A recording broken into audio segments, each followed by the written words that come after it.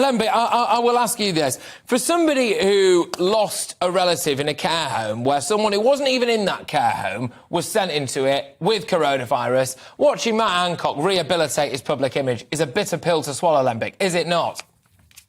Fair enough, and I'm not telling them to do that. I lost my mother, and she was in a care home. I didn't see her for most of the last 18 months of her life. My agent died of COVID, and that was a big deal for me as well.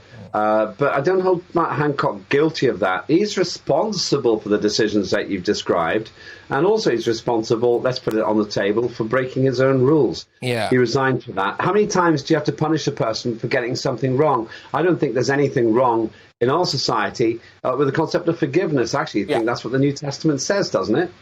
Yeah, look, Lembit, there are elements of me, and this is why I'm so conflicted on it, there are elements of me that massively agree with you. I mean, you know, there are times in my life I've had to beg for forgiveness for things that I've done, and I'm glad that people have given it to me, and I want to live in a society where we can be forgiven. But Emma Webb, I'll throw it over to you, political commentator.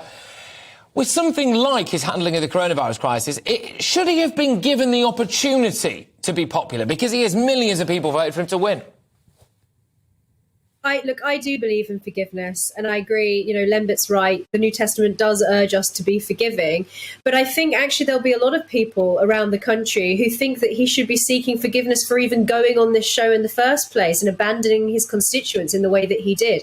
I don't think that through this show he's redeemed himself in the way that he thinks that he has, or maybe in the way that he intended to. And I think that there is something cheapening about his decision to go into the jungle in this way. And, you know, as you said, and as Lembit pointed out there as well, you know, my grandmother was in a care home for the last years of her life, unable to hug her grandchildren and her children, locked up all by herself, really, without anybody around her, not fully understanding why that was the case.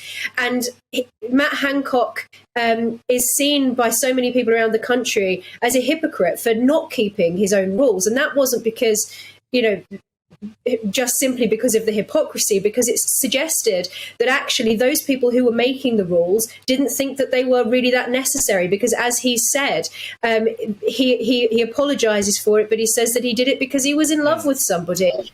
So I don't think that he's fully redeemed himself. I don't think that people broadly are going to have a lot of sympathy with him, and I actually think that he's cheapened the whole thing by thinking that he can go into a reality TV show and redeem himself by becoming a celebrity and becoming popular. Okay.